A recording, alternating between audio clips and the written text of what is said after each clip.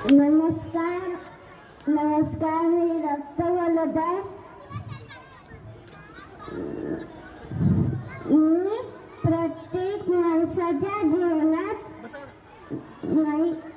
मी प्रत्येक माणसाच्या शरीरात आढळतो. माझा एक थेंब तयार होण्यास 21 दिवस लागतात.